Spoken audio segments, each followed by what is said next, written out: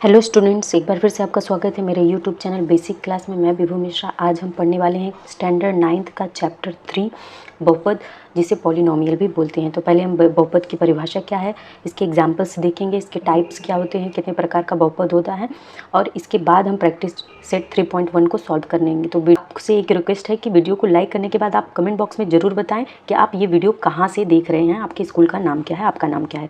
तो चलिए स्टार्ट करते हैं। इसकी परिभाषा क्या है कि जिस बीजी व्यंजक टॉपिक में दिया है बहुपद की प्रकार पदों की संख्या के आधार पर। देखिए, बहुपद के प्रकार दो प्रकार में है, एक पदों की संख्या के आधार पर है और एक घात के आधार पर है। तो यहाँ पे एक पदी, द्विपदी और त्रिपद बहुपद। बहुपद के प्रकार घात के आधार पर।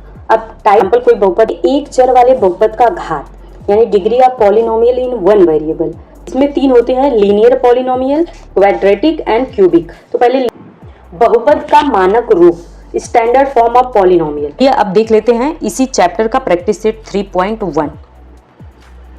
तो चलिए, ये प्रैक्टिस सेट 3 का पहला आपसे रिक्वेस्ट है कि बुक सामने आप रख के देखेंगे, पढ़ाई करेंगे। 1y + 1/y। अब ये पहला प्रॉब्लम है, इसको हमें क्या करना है, ये बहुपद है या नहीं है हमें ये पता करना है। तो यहाँ पर देखिए, जब y + 1/y है, इसको सामान्य पद में y + 1, ठीक है, 1, ये जब y ऊपर जाएगा तो y का 1 से गुणा होगा तो y ही रहेगा, और ऊपर जाने के बाद इसके घात -1 हो जाएगा। ठीक है, ये y जब ऊपर जाएगा, अगर यहाँ पे 3 रहता, जैसे एग्जाम्पल के तौर पे y + 3/y रहता, तो इसको हम क्या करते हैं, y + 3y - 1 करते हैं। ठीक है, लेकिन ये 1 है तो 1 का y से मल्टीप्लाई होगा तो y ही रहेगा, तो y + y - 1 ऐसा राइट कर सकते हैं, ऐसा हम लिख सकते हैं। तो अब यहाँ पे ये देखिए, ये प्राप्त होगा हमें इसका व्यंजक के चर। अब यहाँ व्यंजक के चर का जो घातांक है, डिग्री है, ये घातांक क्या -1 है, जो कि पूर्ण संख्या ये नहीं है, ये पूर्ण संख्या या होल नंबर नहीं है। तो ये क्या हो जाएगा, अगर ऐसा नहीं है तो y + 1/y ये बहुपद नहीं है, बहुपद नहीं है। आपको ये स्टेटमेंट लिखना पड़ेगा कि इसका घातांक ऋण 1 है, जो कि एक ऋणात्मक संख्या है या फिर ऋणात्मक संख्या है, जो पूर्ण संख्या नहीं है, पूर्ण संख्या नहीं है, इसलिए क्या हो जाएगा, देयरफॉर y + 1/y बहुपद नहीं है। इस तरीके से लिखेंगे। इसी में दूसरा वाला पार्ट देख लेते हैं। इसमें दिया है 2 - 5 √x। ठीक है, अब इसको यहाँ पे √x, इसको जो करेंगे, जब करेंगे तो यहाँ पे भी ये पूर्ण संख्या नहीं है। अगर √x को इस तरीके से लिखेंगे कि 2 - 5x 1/2, x के जब ये हटेगा, रूट हटता है तो क्या हो जाता है, 1/2 हो जाता है, पावर 1/2 हो जाता है, जो कि जहाँ पर 1/2 पूर्ण संख्या नहीं है, ये भिन्नात्मक संख्या या परिमेय संख्या है, पूर्ण संख्या नहीं है, होल नंबर ये नहीं है। इसलिए क्या हो जाएगा, 2 - 5 √x बहुपद नहीं है। आपको बहुपद क्या होता है इसकी परिभाषा स्टार्टिंग में बताया है, इसलिए आप आइडेंटिफाई कर पाएंगे कि ये क्यों बहुपद नहीं है। इसके बाद इसी में तीसरा देख लीजिए। तीसरा दिया x² + 7x + 9। बुक सामने रखिएगा कि अब यहाँ पर देखिए, इसके जो वेरिएबल्स हैं, x है और ये वाला x है, मतलब चर के x के सभी घात क्या हैं, 1 है, 2 है, ये x के घात 2 है, x के घात 1 है, और जो है इसमें कोई घात नहीं है, 0 है, यानी कि ये 2, 1, 0 ये क्या होते हैं, पूर्ण संख्या है, पूर्ण संख्या है, इसके घात में क्या है, पूर्ण संख्या है। ठीक है, इसलिए क्या हो जाएगा, इसलिए x² + 7x + 9 बहुपद है। ठीक है, ये बहुपद है, ऐसा हम आंसर कर लेंगे। एग्जाम में भी आपको ऐसे ही करना है। इसके बाद नेक्स्ट क्वेश्चन आते हैं चौथे नंबर पे कि 2m - 2 + 7m - 5।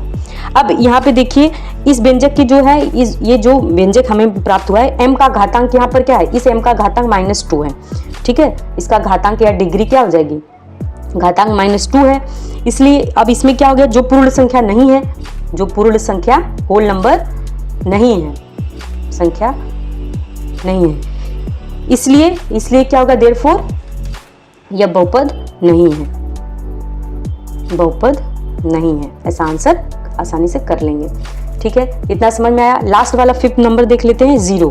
अब बस इसमें क्या क्वेश्चन क्या दिया, 0 1 0 है, तो ये बहुपद नहीं है, अरे सॉरी, बहुपद है, माफ कीजिएगा, क्योंकि ये पूर्ण संख्या है, ये क्या है? पूर्ण संख्या। अगर 1 दे दिया तो ये भी एक होल नंबर है, पूर्ण संख्या है। 5 दे दिया, पूर्ण संख्या है। ये बहुपद है कि नहीं है? ये सारे बहुपद हैं। ठीक है, बहुपद आप सामने लिख लेंगे। बहुपद हैं, बहुपद हैं। ये सारे होल नंबर जो है बहुपद हैं। इसकी घात में भी 1 मानेंगे, इसके भी घात 1 मानेंगे, इसके भी घात 1 मानेंगे, तो ये भी बहुपद है। तो इस तरीके से पहला प्रॉब्लम सॉल्व होता है। दूसरे प्रॉब्लम पर आते हैं। तो देखिए क्वेश्चन नंबर 2 है। अब दिया है निम्नलिखित प्रत्येक बहुपद में m घाते 3 m पावर 3 का गुणांक लिखना है। m पावर 3 का हमें क्या लिखना है? गुणांक। केवल m पावर 3 का, जैसे पहला पॉइंट दिया है m पावर 3। अब इसका गुणांक क्या है? तो m इसके सामने 1 होगा। अगर कोई नंबर नहीं दिया तो उसको 1 मान लेंगे। 1 मल्टीप्लाई बाई m पावर 3, तो ये सेम नंबर m पावर 3 ही होगा। तो इसका गुणांक आंसर में क्या लिखेंगे? 1 लिखेंगे। ठीक है, जैसे इसी में दूसरा दिया है -3/2 plus m minus √3m cube. m power 3 क्या है? यहाँ पर है। इस m को नहीं लेना है क्योंकि इसके पावर 3 नहीं है। हमें क्वेश्चन में क्या है? m पावर 3 का गुणांक लिखना है। तो यहाँ पे m पावर 3 है और इस m पावर 3 का गुणांक -√3 है। इसका गुणांक क्या हो गया? -√3। तो इसका गुणांक यही आंसर हो जाएगा। ठीक है, इसी तरीके से तीसरा गया -2/3 m cube minus 5m square plus 7m minus 1। अब देखिए यहाँ पे m की भरमार हो गई। एक m ये हो गया, एक m स्क्वायर हो गया, m पावर 3 हो गया। हमारे क्वेश्चन की अब किसका गुणांक पूछ रहा है? m पावर 3 का ही पूछ रहा है। तो हमें इससे और इससे कोई मतलब नहीं है, हमें इसका गुणांक देखना है। तो इसका गुणांक इसके सामने क्या? -2/3। तो इसका गुणांक क्या हो जाएगा? -2/3। इस m पावर 3 का गुणांक क्या हो जाएगा? -2/3। ये इसका आंसर हो जाएगा। तो इस तरीके से आपका दूसरा क्वेश्चन सॉल्व हो जाएगा। चलते हैं तीसरे क्वेश्चन पर। तो क्वेश्चन नंबर 3 में क्या दिया है कि निम्नलिखित जानकारी के आधार पर x का उपयोग करके बहुपद लिखो। x का यूज करना है, उपयोग करके, x उपयोग करके बहुपद लिखना है। तो यहाँ पे जैसे पहला ये देखो, एक मुक्त बोधी प्रश्न है। ये सब बच्चों का आंसर अलग अलग होता है।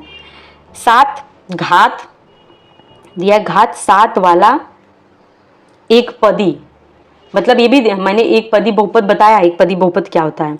तो x का उपयोग करना है, मतलब कि हमें जो भी करना है x के घाते 7 करना है। ये भी एक बहुपद हो सकता है इसका आंसर। अगर यहाँ पे 5 लिखिए, 5x पावर 4, तो ये भी इसका आंसर हो सकता है।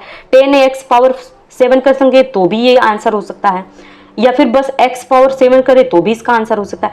x के पावर घात 7 वाला एक ही पद लिखना है इसमें। ये देखो एक ही पद है, ये भी एक ही पद है, या फिर ये भी। इन तीनों में से कोई भी एक आंसर हो सकता है। एक ही लिखना है, मैं समझाने के लिए बस बता रही हूँ कि ये कोई भी आंसर हो सकता है। बच्चों का अलग अलग आंसर आ सकता है, लेकिन आप कोई भी लिखेंगे तो एग्जाम में राइट आंसर होगा। दूसरा हो गया कि घात 35 वाला द्विपद। कौन से घात? घात 35 वाला। किसका उपयोग करके? x का उपयोग करके। तो हम तुरंत क्या करेंगे? x घाते 35। ठीक है, द्विपद वाला द्विपद। यहाँ पे एक पद नहीं है, यहाँ पे द्विपद हमें बनाना है, ये भी ध्यान देना है। तो x घाते 35 प्लस 2 लिख देंगे। ठीक है, x घाते 35 एक पद हो गया, 2 पद हो गया। या फिर 5x पावर 35 प्लस 10 लिख दिए, ये भी इसका आंसर हो सकता है। इसमें भी 2 पद हो गया। ठीक है, x के पावर 35 होना चाहिए। ठीक है, या फिर हम केवल 2x पावर 35 प्लस 1 लिख दें। ठीक है, यहाँ पे 35 बस होना है। x का उपयोग करके 35 घात वाला 2 पद बहुपद बनाना है। एक पद, 2 पद। इस तरीके से कोई भी, इन तीनों में से कोई भी एक आंसर हो सकता है। तो इसके बाद तीसरा इसी में क्या दिया है, यहाँ पर मैं साइड में कर देती हूँ। तीसरा दिया है कि घात 8 वाला त्रिपद। घात 8 वाला त्रिपद हमें बनाना। अब यहाँ पे द्विपद था, अब क्या बनाना है? त्रिपद बनाना है। तो ये भी ध्यान देना है कि त्रिपद कैसे बनाएंगे। अब देखिए x घाते 8 हमने पहले ये बना लेना है। ठीक है, प्लस क्या करना है? 5x स्क्वायर या x स्क्वायर प्लस 3। ठीक है, यहाँ पे एक पद, 2 पद, 3 पद और x के घाते 8 भी हो गया। अब ये कुछ भी हो सकता है। यहाँ पे जैसे 8, यहाँ पे लिख दूं मैं कि 5x power 8 plus 2x square plus 3 की जगह 2 भी हो सकता है, लेकिन यहाँ पे 3 पद होना जरूरी है और x की पावर 8 होना जरूरी है। तो ये इनमें से कोई भी, दोनों में से कोई भी एक आंसर हो सकता है। मैंने आपको बस समझाने के लिए ज्यादा बनाया, कंफ्यूज नहीं होना है। कोई भी एक आंसर हो सकता है, इस हिसाब से आपको करना है। नंबर 4 हम स्टार्ट करेंगे। इसमें दिया निम्नलिखित प्रत्येक बहुपद का घात लिखो। जैसे यहाँ पे छोटा ही सवाल है, जैसे √5 दिया है, इसका हमें घात लिखना है। तो इसमें हम √5 दिया है तो इसकी घात हम कुछ नहीं है, तो यहाँ पे 0 लिखेंगे। इसका घात केवल इतना ही आंसर है, इसका घात क्या हो जाएगा? 0 हो जाएगा। अब जैसे दूसरा दे दिया है दूसरे में क्या दिया है x पावर 0, तो इसका घात तो सीधे से 0 दिख रहा है, तो यहाँ पे इसका आंसर 0 हो जाएगा। ठीक है, जैसे तीसरा प्रॉब्लम क्या दिया है x स्क्वायर, तो इसका घात हमें इस वेरिएबल का यानी कि चर पद का घात, यानी जो x होता है वो वेरिएबल या चर होता है, इसका घात कितना है 2 है, सीधा सा दिख रहा है। उसके बाद चौथे में इसी में सामने हमारे क्या दिया है √2m पावर 10 - 7। अब यहाँ पे वेरिएबल m है, ये चर पद है, इसका घातांक क्या है 10 है, तो इसका आंसर क्या हो जाएगा 10 हो जाएगा। सिंपल क्वेश्चन है। उसके बाद पांचवें में क्या दिया है 2p - √7। अब यहाँ पे देखो p की घात कितना है, p की घात 1 मान लिया जाए तो इसका आंसर केवल क्या हो जाएगा 1 हो जाएगा। ठीक है, इसके बाद 6 प्रॉब्लम नंबर में देख लीजिए, फटाफट देख लेते हैं, टाइम वेस्ट नहीं करना है और समझ में भी आना चाहिए। नहीं आ रहा है तो कमेंट बॉक्स में जरूर बताइए। y power 5। अब यहाँ पर देखिए इसकी घात क्या दिया हुआ है, जो वेरिएबल है सबसे बड़ा घात लिखा जाता है जब आंसर में सेम वेरिएबल हो, जिसके इसकी घात 1 है, इसके 3 है, इसके 5 है, तो सबसे बड़ी घातांक लिखी जाती है उत्तर में, तो 5 y घाते जो 5 है यही इसका आंसर होगा। ठीक है, जिसे घातांक या डिग्री या कोटि बोलते हैं। इसके बाद नंबर 7 में देख लेते हैं, यहाँ पे दिया है xyz + xy - z। अब यहाँ पर देखिए मैंने क्या बताया था, मानक में क्या था 1 2 3, इसका घातांक 1, इसका घातांक 1, इसके घातांक 1, इनका योगफल जो होता है तो कितना होगा 1 धन 1 धन 1 बराबर 3 हो जाएगा। इसका 1 + 1 यहाँ के 2 हो जाएगा, यहाँ पे सिंपल 1 है, तो सबसे बड़ी घातांक क्या हो जाएगा 3 हो जाएगा। जब भिन्न भिन्न अलग अलग वेरिएबल हो ऐसे केस में तो इसका आंसर क्या हो जाएगा, इसका आंसर 3 हो जाएगा, 3 वेरिएबल हो जाएंगे। इसके बाद लास्ट प्रॉब्लम में देखते हैं क्या दिया है m3n7 power 7 - 3m power 5n + mn। अब यहाँ पर देखिए यहाँ पे क्या है, सेम यहाँ m और n है, तो 3 + 7 क्या हो जाएगा 10 हो जाएगा। यहाँ पे 5 और यहाँ पे 1 माना जाए तो 5 + 1 क्या हो जाएगा 6 होगा। यहाँ पे m का 1 n का 1, तो यहाँ पे कितना हो जाएगा 2 हो जाएगा। तो सबसे बड़ी घात क्या है 10 है, तो इसका आंसर क्या हो जाएगा 10 हो जाएगा। तो इस तरीके से हम क्या करेंगे, किसी भी बहुपद का घात लिख सकते हैं। आपको ध्यान रखना है कि अगर जोड़ेंगे तो सबसे बड़ी घात उसका आंसर होगा। फिर आते हैं क्वेश्चन नंबर 5 पर। क्वेश्चन नंबर 5 का क्या है, बहुपदों का रेखीय वर्गीय तथा घन बहुपद का वर्गीकरण करना है। मतलब हमें पहचानना है, जैसे 2x² + 3x + 1।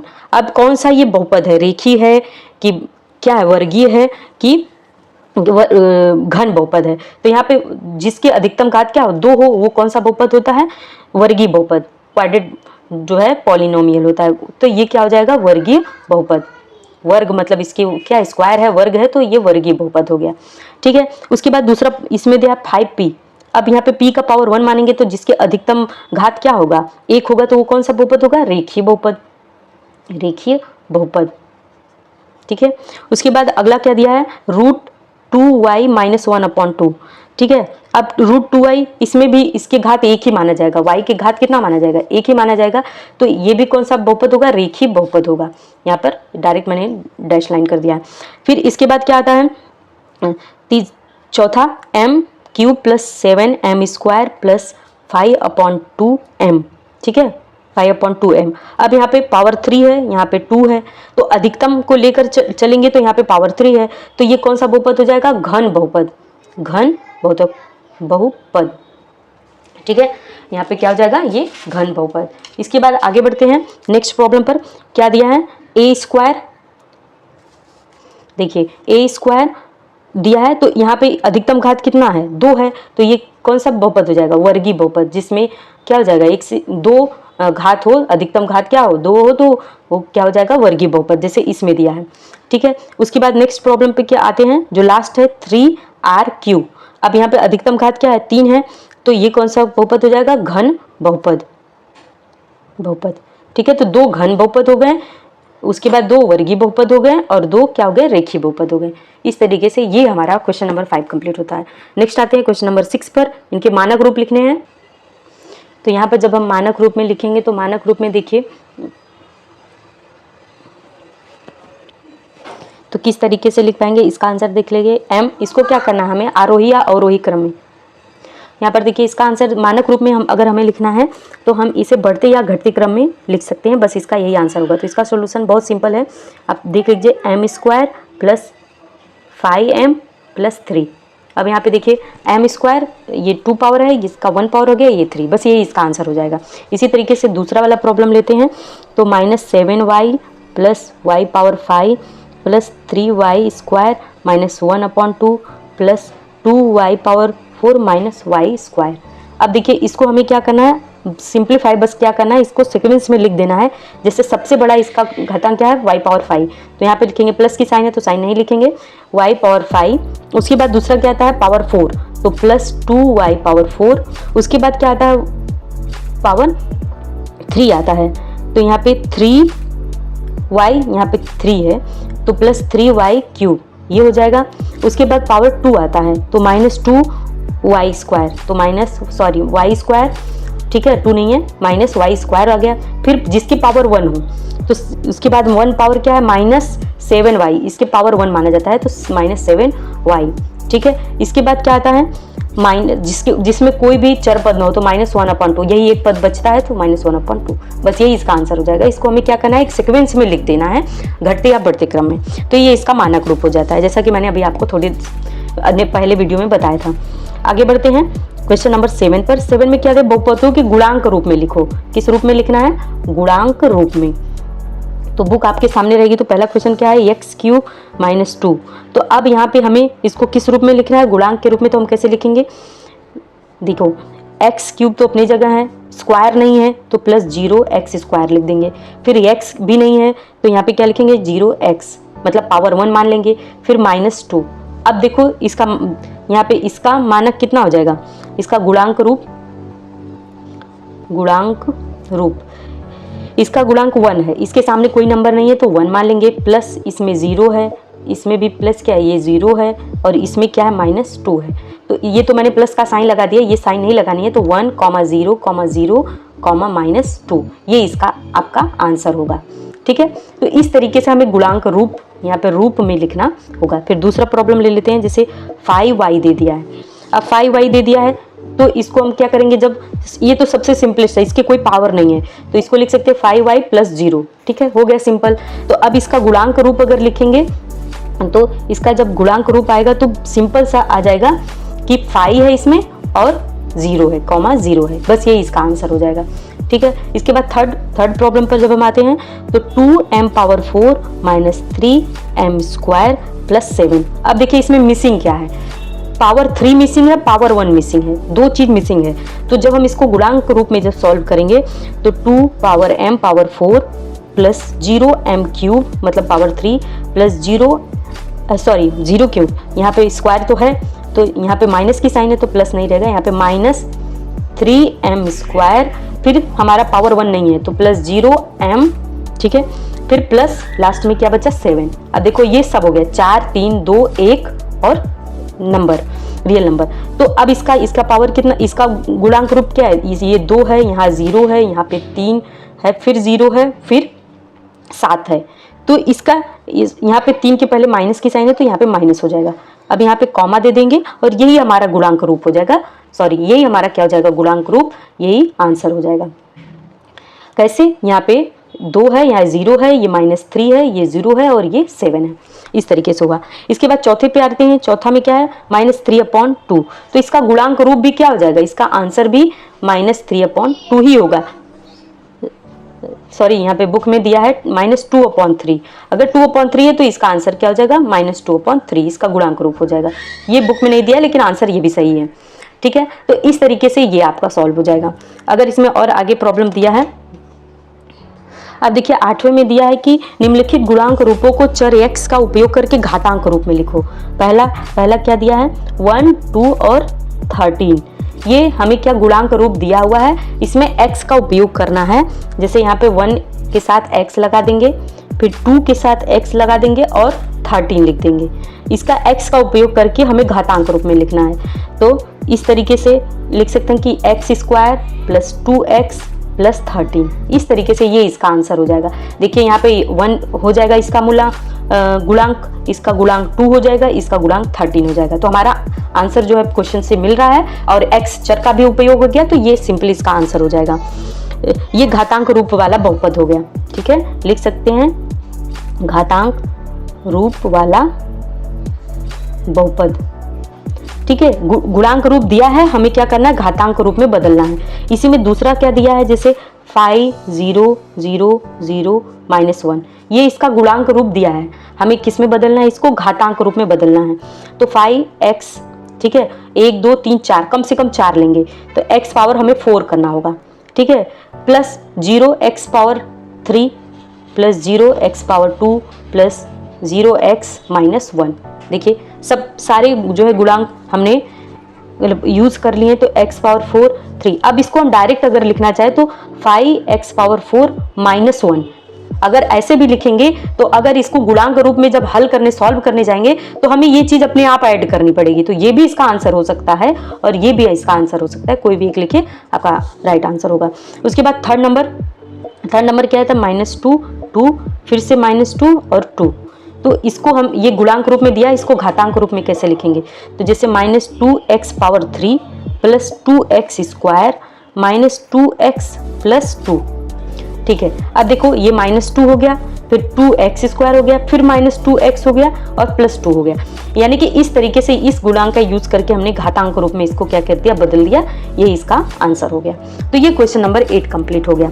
अब आते हैं लास्ट क्वेश्चन नंबर 9 पर। तो देखिए ऐसा कुछ ग्राफ बना के आपके बुक में प्रॉब्लम दिया है, जिसमें क्या दिया है, कुछ बहुपद दिए गए हैं और हमें आइडेंटिफाई करना है जो है घातांक के आधार पर और पद के आधार पर बहुपद में इसको डिवाइड करना है, वर्गीकृत करना है। तो यहाँ पर ये जो प्रॉब्लम है, पहले वर्गीय बहुपद में आते हैं।